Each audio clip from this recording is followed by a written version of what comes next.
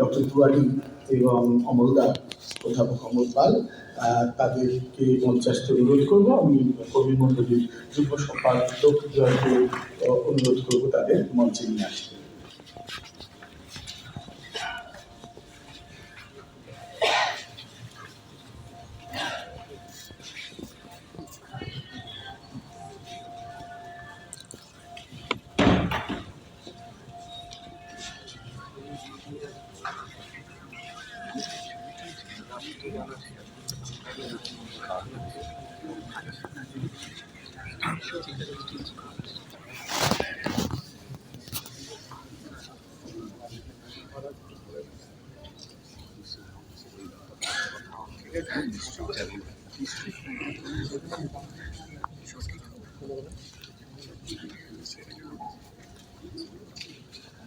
আমি যারা দায়িত্বে আছেন তাদের অনুরোধ করবো আমাদের দুই অতিথিকে বরণ করে যথাযোগ্য সম্মান।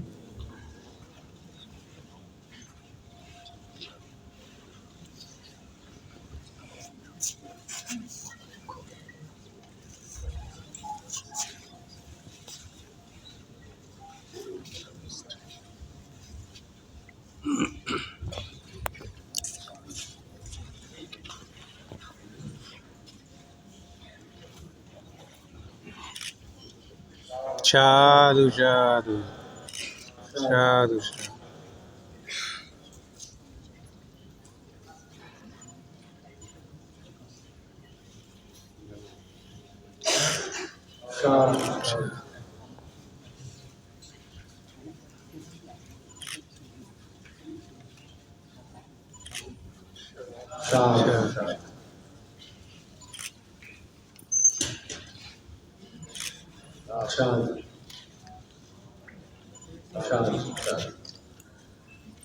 আমি আলোচনা সভা, আজকের আলোচনা সভা পরিচালনা করার নিয়ে যাওয়ার ভার অধ্যাপক অমল পালের হাতে সমর্পণ করবো। তার আগে দুটি ঘোষণা। একটি হলো যে আপনাদের মোবাইল ফোনগুলিকে যদি একটু সাইলেন্ট মোডে রাখে বা ফ্লাইট মোডে রাখে খুব ভালো হয়, বক্তার সুবিধে হয়, শ্রোতাদের সুবিধা হয়, অন্যান্য শ্রোতাদের সুবিধা হয়। 2 নম্বর হলো যে আমাদের আজকের অনুষ্ঠান সূচি আপনারা অনেকেই পেয়েছেন এবং অনুষ্ঠান ক্রমে একটি বদল হয়েছে। আমাদের প্রথম গানটি আকাশ ভরা সূর্য তারা ছিল, তার পরিবর্তে আজকে প্রথম গানটি হল বিশ্ব সাথে যোগে যেথায় বিহার। অমলদা, তোমায় আমি অনুরোধ করবো।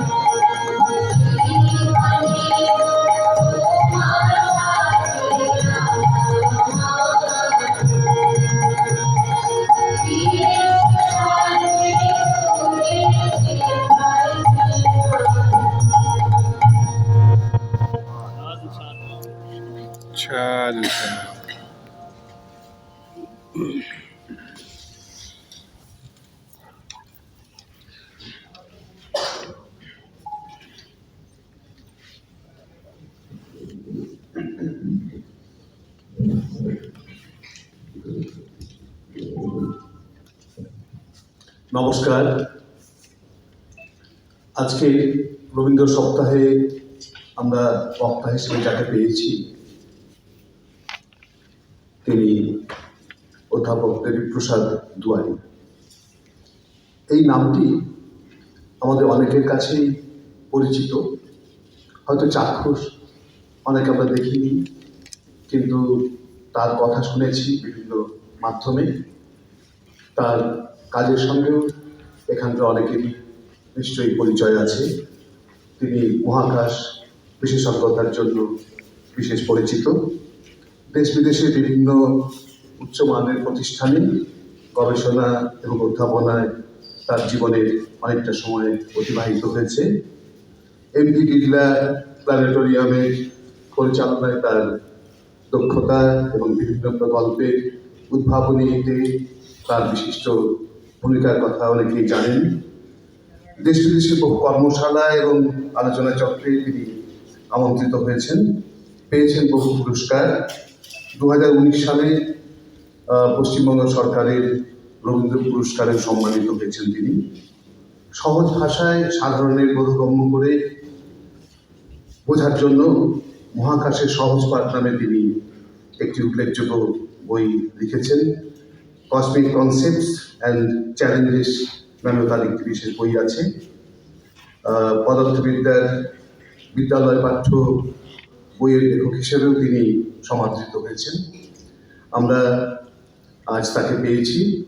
আমি অধ্যাপক দুয়ারিকে অনুরোধ করব তার বক্তব্য উপস্থাপনের জন্য। তিনি যে বিষয়টি বলবেন সবাই জেনেছেন, মহাকাশ ও রবীন্দ্রনাথ আমাদের সকলের প্রিয় বিষয়, আমাদের সকলের প্রিয় বক্তা। আমি আহ্বান করছি ডক্টর দুয়ারি।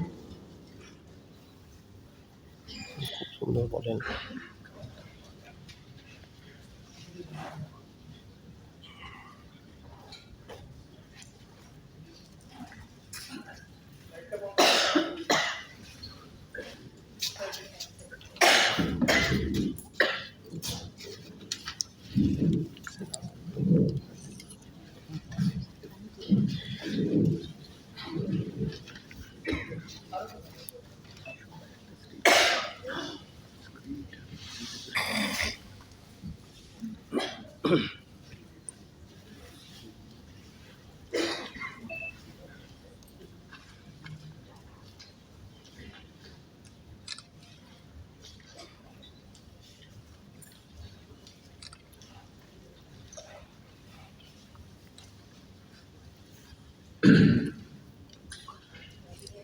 শুভ সন্ধ্যা। আজকে এই রবীন্দ্র সপ্তাহে আমাকে আমন্ত্রণ জানানোর জন্য আমি বিশ্বভারতী কর্তৃপক্ষ, বিশেষ করে মাননীয় উপাচার্য এবং প্রাথমিকভাবে প্রফেসর সুদীপ বোসের কাছে আন্তরিকভাবে কৃতজ্ঞ। তাদের আহ্বানে মাস দুয়েক আগে একটা বক্তৃতা দেওয়ার সুযোগ হয়েছিল কলকাতায় বিশ্বভারতীর যে সম্পাদনা বিভাগ আছে সেখানে একটি প্রেক্ষাগৃহ উদ্বোধন উপলক্ষে। সেই বক্তৃতার ফলস্বরূপই হয়তো আজকে আমি আপনাদের সামনে আসতে পেরেছি। এই জন্য আমি আন্তরিকভাবে কৃতজ্ঞ সবার কাছে। আমার বিষয়বস্তুটা বক্তব্যে আমার কাছে একটু কঠিন তার কারণ, কোনো বিষয়ের উপর যদি কোনো বক্তব্য রাখতে হয় সুষ্ঠুভাবে, সঠিকভাবে, তাহলে বিষয়টিকে গভীরভাবে জানার দরকার যিনি বক্তা তার। আমি মহাকাশ সংক্রান্ত ব্যাপারে পড়াশোনা করি, এখনো পড়াশোনা করি, সুতরাং খুব গভীরভাবে জানি এটা বলতে একেবারেই পারবো না। আর রবীন্দ্রনাথকে নিয়ে সত্যি আমার কোনো গভীর জ্ঞান বা পাণ্ডিত্য একেবারেই নেই। দুটো ব্যাপারেই আমার কিন্তু অনেক ফাঁক রয়ে গেছে। কিন্তু তবু ঘটনাটা শুরু আমার খুব ছোট্টবেলায়, 13-14 বছর বয়সে। মূলত বাবা মার চেষ্টায় রবীন্দ্রনাথের যে 13 খণ্ড রচনাবলী ছিল তার 13 খণ্ডে পড়তে পড়তে অনেকটাই বুঝতাম না আমি, সেই রস আস্বাদন করার ক্ষমতা আমার তখন ছিল না, কিন্তু বিশ্ব পরিচয় বলে একটি অধ্যায় বা একটা পরবর্তীকালে বই হয়েছে, সেটা পড়তে গিয়ে খুব খটকা লেগেছিল। কারণ আমার কাছে তখন এবং এখনো দেখি চারপাশে রবীন্দ্রনাথ ঠাকুর সম্পর্কে একটা বিশেষ ধারণা প্রত্যেক বাঙালির মধ্যে কাজ করে। শুধু বাঙালি কেন, প্রত্যেক ভারতীয় মধ্যে কাজ করে। শুধু ভারতীয় কেন, বেশ কিছু বিদেশি মানুষের মধ্যে কাজ করে। আর তার 90-95% হচ্ছে যে তিনি মহাকবি, গান, আঁকা, লেখা, সৃষ্টি সমস্ত কিছু নিয়ে তার যে ব্যাপ্তি, সেই ব্যাপ্তি আমাদেরকে বিহ্বল করে তোলে। এবং তার ফলে এখনকার দিনে আমরা মোটামুটি সবাই তাকে পূজনীয় একটি মানুষ হিসাবে গণ্য করি। কিন্তু আমার যেটা পরবর্তীকালে মনে হয়েছে, বিশেষ করে ওনার সার্ধ শতবর্ষে একটা অনুষ্ঠান করার মধ্যে দিয়ে, যে রবীন্দ্রনাথের যে বিজ্ঞান মনস্কতা, বিজ্ঞান মনীষা, অনুভূতি, বিজ্ঞান চেতনা, এই দিকটাকে নিয়ে আমরা বোধহয় খুব একটা সমাজ জীবনে আলোচনা করার সুযোগ পাই না, বা তরুণ প্রজন্মকে খুব একটা জানিয়ে উঠতে পারি না। আর সেই জন্যই রবীন্দ্রনাথ বলতে আমাদের দৈনন্দিন জীবনে কয়েকটা দিন, বিশেষ দিন, কয়েকটা বিশেষ অনুষ্ঠানের মধ্যে আমরা ঘোরাঘুরি করি।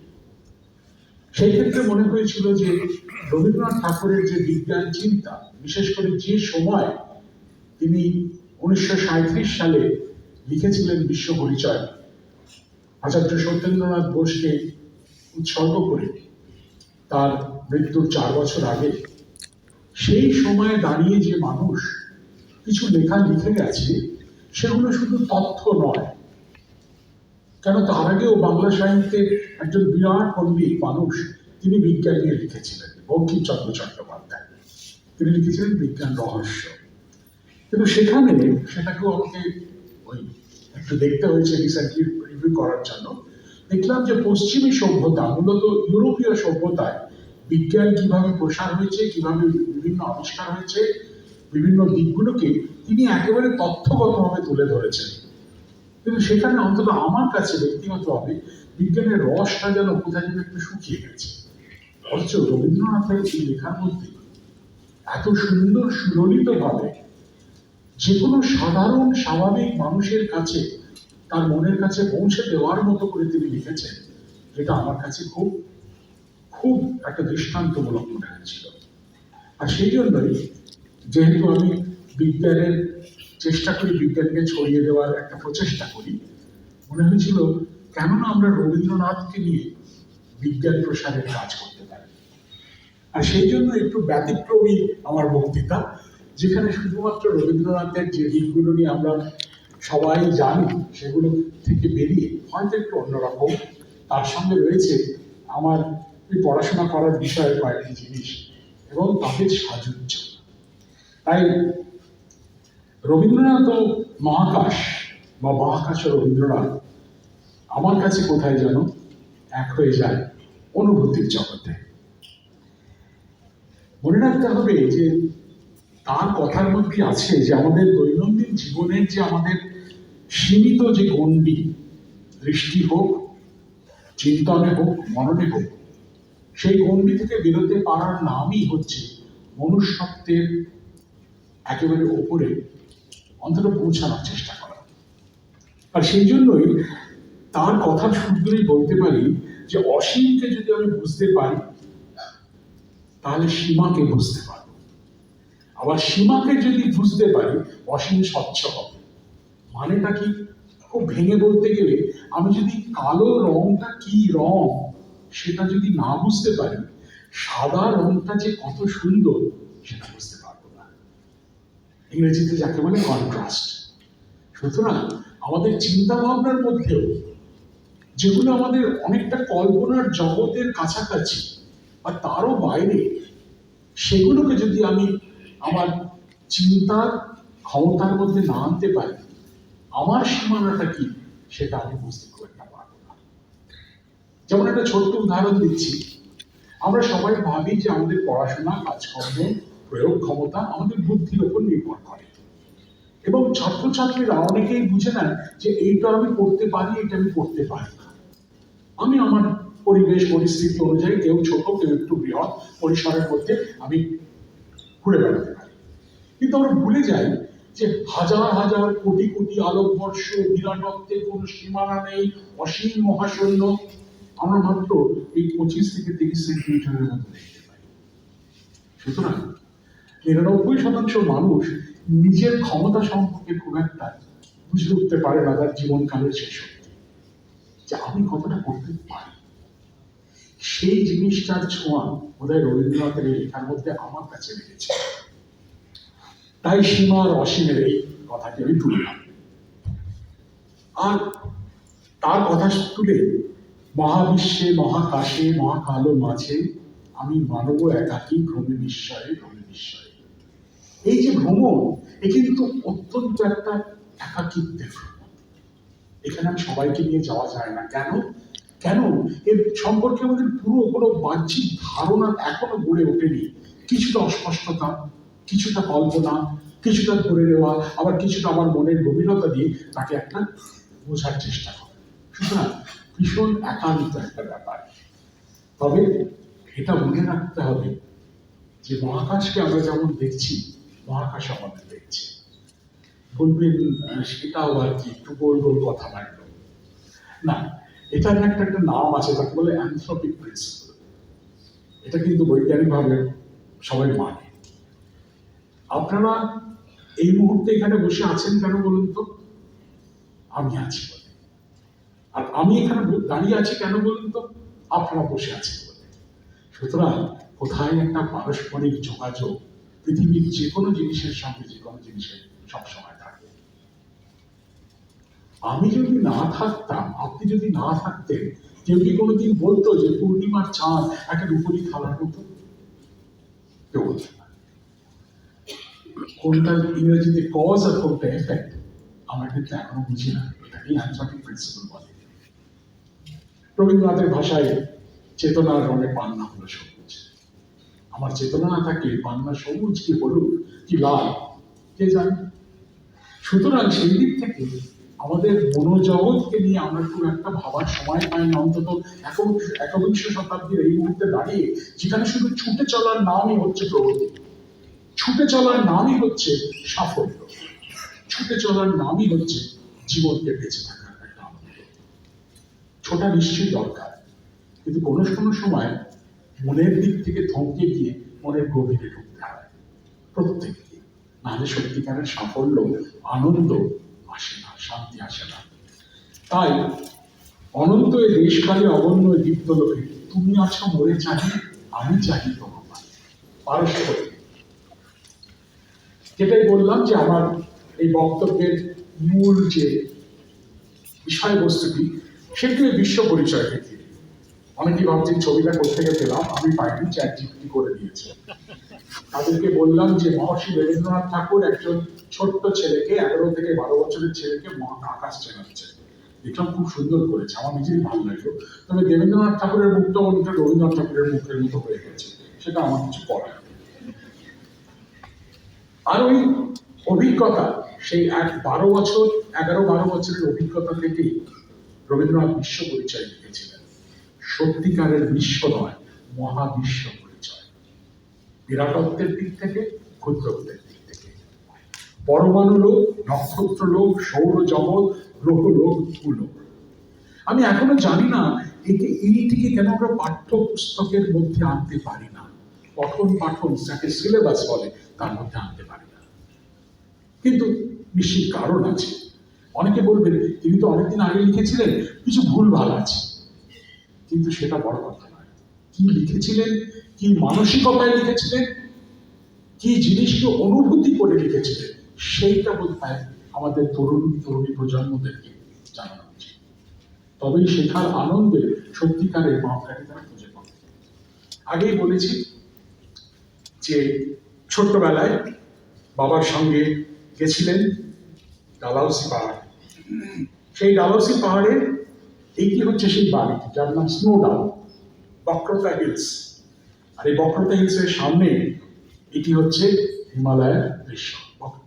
এই বাড়িতে কি তোলা, সেখানে সন্ধ্যেবেলা মহর্ষি দেবেন্দ্রনাথ ঠাকুর তাকে রাতের আকাশ চেনাতেন। আর সেই রাতের আকাশ চেনানোর মধ্যে দিয়ে শুরু হয়েছিল এক অদ্ভুত বিপ্লব। সেই বিপ্লব সত্যি মানে যদি দেখি ভাবলে অবাক লাগে, কারণ বিজ্ঞানের প্রতি কবির আজীবনের আকর্ষণের উন্মেষ ঘটে তার শৈশব। কিশোর কবি পিতা দেবেন্দ্রনাথের সঙ্গে প্রথম হিমালয়ে যান 1873 সালে। তখন দেবেন্দ্রনাথের সঙ্গে থাকা দুটি বই, আর.এ. প্রক্টরের half hour with telescope and the orbs around us, সম্ভবত পিতার মাধ্যমে জ্যোতির্বিজ্ঞানের প্রথম পাঠ কবি। সুতরাং আকাশ চেনায় কবির প্রথম হাতে করে এই সূত্রে তার বাবার কাছে। সন্ধ্যেবেলায় খোলা আকাশের নিচে বসে নক্ষত্রখচিত আকাশের সঙ্গে পরিচিত করাতেন কিশোর রবীন্দ্রনাথকে। সৌর জগতের গ্রহমণ্ডলের বিবরণ শোনাতে তিনি উৎসুক কিশোরটি যত্ন করে লিখে ফেলতেন সেসব কথা তার মনের মতো করে।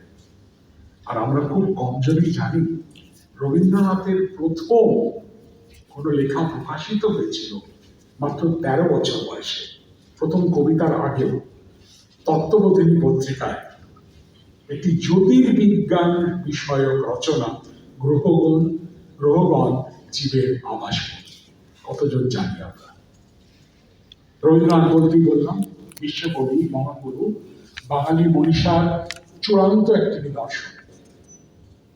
কিন্তু তার প্রথম পাবলিকেশন, প্রকাশনা ঘটেছিল জ্যোতির্বিজ্ঞান।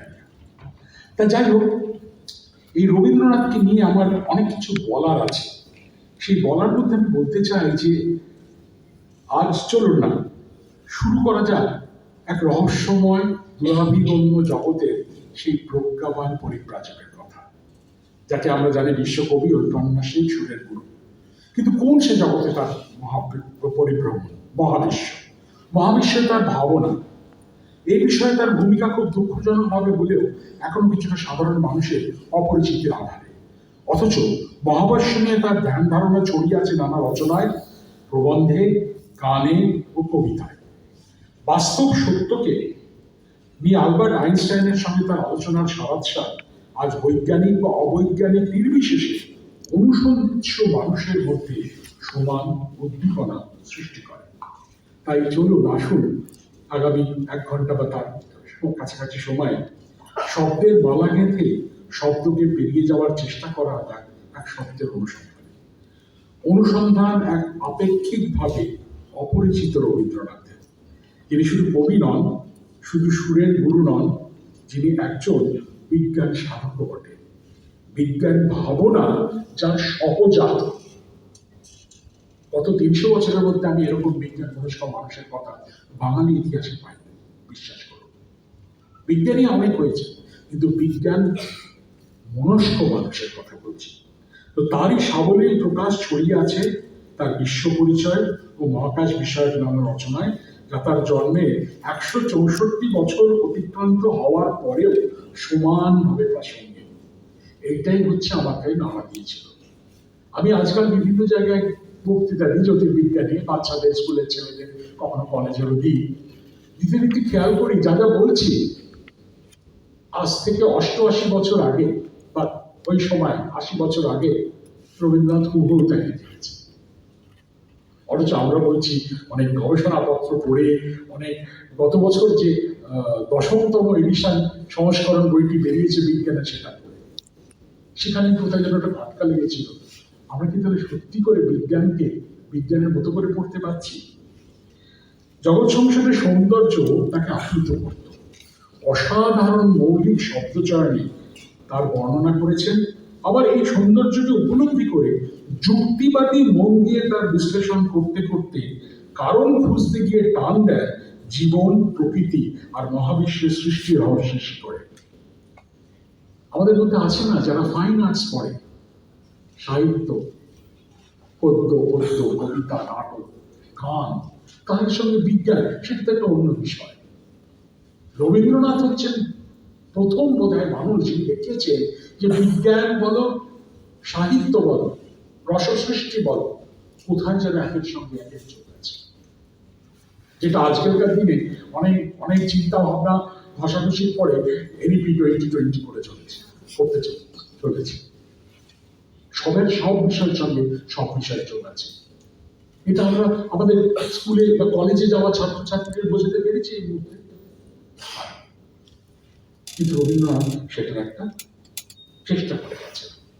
তিনি বলেছেন, শিক্ষা যারা আরম্ভ করেছে গোড়া থেকেই বিজ্ঞানের ভান্ডারে না হোক, বিজ্ঞানের আঙিনায় তাদের প্রবেশ করা অত্যাবশ্যক। আর সেই দায়িত্ব নিয়ে আমি কাজ শুরু করছি। ভেবে দেখুন,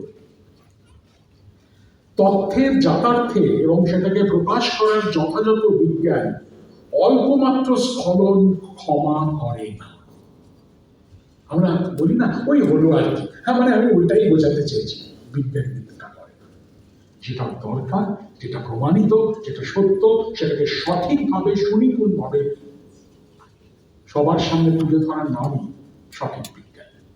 সেখানে কিন্তু মানে করছিলাম, এটা হয় না। অল্প সাধ্য সত্ত্বেও যথাসম্ভব সতর্ক হয়েছি।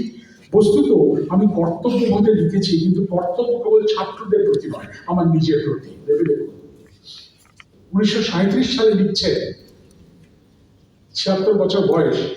এই লেখার মধ্যে দিয়ে আমার নিজেকেও শিক্ষা দিয়ে চলতে হয়েছে। এই ছাত্র মনোভাবের সাধনা হয়তো ছাত্রদের শিক্ষা সাধনার পক্ষে উপযোগী হতে পারে। ওনার কথা তুলেই বলছি। আর যে জিনিসটা আপনাদের দেখাবো, যে রবীন্দ্রনাথ যে শুধু কয়েকটা বই পড়ে আর কয়েকটা তথ্য দিয়ে তিনি রচনা করেছেন বিশ্ব পরিচয় গান, তার জন্য আমি সুদীপ বাবুর কাছে আন্তরিক কৃতজ্ঞ। উনি প্রথম আমাকে একটু তুলে ধরেন। আমরা কজন জানি যে রবীন্দ্রনাথের, এটা জানি যে রবীন্দ্রনাথ ঠাকুর ইউনিভার্সিটি অফ ইলিনয় আলবামা শ্যাম্পেনে তিনি পড়তে গেছিলেন, মূলত এগ্রিকালচার, কৃষি বিজ্ঞান। দুবার রবীন্দ্রনাথ ঠাকুর ছেলের সঙ্গে দেখা করতে এবং হয়তো আরো কারোর কোনো মানুষের সঙ্গে কথা বলতে গেছিলেন। তার মধ্যে ইউনিভার্সিটি অফ ইলিনয় 1916 সালে তিনি 6 দিন থেকেছিলেন, 7টা বক্তৃতা দিয়েছিলেন। সেই বক্তৃতা শুনে সবাই আপ্লুত হয়েছিল, কিন্তু তার মধ্যেই মহাকাশ এমন আগ্রহ, তিনি দেখতে চেয়েছিলেন সেই ইউনিভার্সিটি অফ ইলিনয়ের মান মন্দিরটিকে, যেখানে একটি 16 ইঞ্চি রিফ্র্যাক্টর টেলিস্কোপ দিয়ে মহাকাশকে দেখার প্রচেষ্টা চলছিল তখন।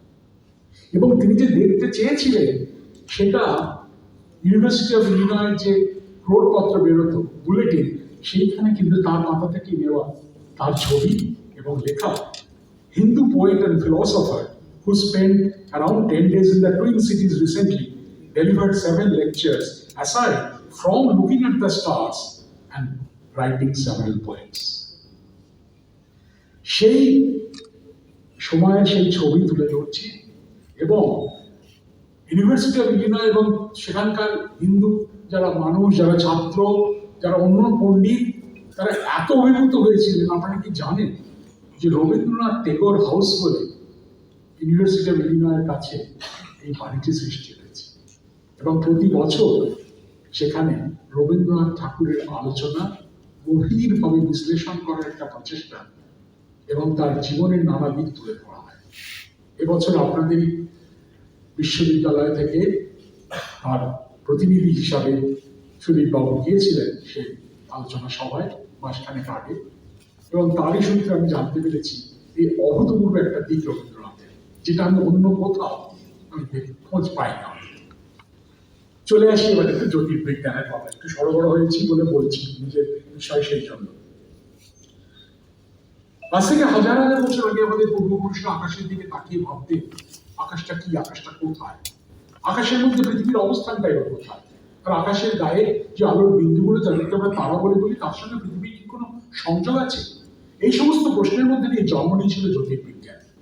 তাই জ্যোতির্বিজ্ঞানকে যেমন মানব সভ্যতার একটি প্রাচীনতম বিষয় হিসেবে চিহ্নিত করা যায়, তেমন এখনকার দিনে আমরা দেখি খবরের কাগজ, টেলিভিশন চ্যানেলে জ্যোতির্বিজ্ঞান, পদার্থবিদ্যা নিয়ে একটা বিরাট যেন আলোচনা সবসময় চলছে। স্থান এবং কালে বিরাট ব্যাপ্তি জুড়ে জ্যোতির্বিজ্ঞান, এবং 21 শতাব্দীকে বিজ্ঞানীরা মনে করছেন শীঘ্রই জ্যোতির্বিজ্ঞানের শতাব্দী হিসাবে চিহ্নিত করা হবে। একটা প্রমাণ দিচ্ছে 1901 থেকে 2000 সাল, এই 100 বছরে জ্যোতির্বিজ্ঞান, জ্যোতির পদার্থবিদ্যা, ব্রহ্মাণ্ড তত্ত্ব এবং সাধারণ আপেক্ষিকতাবাদ তত্ত্ব, এই বিষয়গুলোর উপরে 3.5 নোবেল প্রাইজ দেওয়া হয়েছে। সেখানে 2000 থেকে 2024 সালে 6টি নোবেল পুরস্কার, 17 জন বিজ্ঞানীকে নোবেল পুরস্কার দেওয়া হয়েছে ওই একই 4টে বিষয়ের উপরে। এটাতে কিন্তু প্রমাণ হয়ে যাচ্ছে যে এই বিষয়গুলি কতটা গুরুত্ব পাচ্ছে। রাতের আকাশ, আজ থেকে হাজার হাজার বছর আগে আমাদের পূর্বপুরুষরা এই আলোর বিন্দুগুলোর পেছনের মানে খোঁজার চেষ্টা করতেন। কোনো মানে খুঁজে না পেয়ে কি করেছিলেন, আকাশের বিভিন্ন দিকে ঘন সন্নিবিষ্ট কয়েকটি তারাকে মনে মনে চিহ্নিত করে সরল রেখা দিয়ে যোগ করে বিভিন্ন কাল্পনিক আকৃতির কথা ভাবতে শুরু করেছিলেন। এইভাবে সারা আকাশটিকে তার 88টি ভাগে ভাগ করে ফেলেছিলেন। প্রতিটি ভাগকে চিহ্নিত করা হয়েছিল এরকম একটি কাল্পনিক ছবি নিয়ে, যাদেরকে আমরা বলি তারামণ্ডল। কিন্তু আমরা জানি যে তাছাড়া রাত এবং দিনের আকাশ, দুটো আকাশে আমাদের টান। রাতের আকাশ যেমন কল্পনার অনেক শুরু সূত্রপাত করে, দিনের আকাশেও তেমন সে প্রসারতা মানুষের মনকে প্রসারিত করে যে মুহূর্তে আকাশের দিকে তাকায়। কিন্তু আকাশের গভীরতা আমরা সত্যি খালি চোখে বুঝতে পারি না, তাই দূরবীন। আর সেই দূরবীন গত 40-50 বছরে এমন একটা পর্যায়ে পৌঁছেছে যে প্রযুক্তির সব থেকে উন্নততম দিকটা তুলে ধরছে মহাকাশ অবলোকনের যন্ত্র এবং তার পর্যায়ের মাধ্যমে। দেখুন না, বিরাট বিরাট সমস্ত মান মন্দির, অবজারভেটরি তৈরি হয়েছে। এই জায়গাটি চিলির অ্যাটাকামা ডেজার্টের লা পারানাল বলে। জায়গাটি এত দুর্গম, সারা বছর 2.5 লক্ষ স্কোয়ার কিলোমিটারের মধ্যে এক বিন্দু ঘাসের দানাও জন্মায়। সেইখানে 4টে 8 মিটার ব্যাসের বিরাট বিরাট দূরবীন মহাকাশকে দেখে চলেছে। হাওয়াইয়ান দ্বীপপুঞ্জের একটা ছোট দ্বীপ, সমুদ্র পৃষ্ঠ থেকে 14,000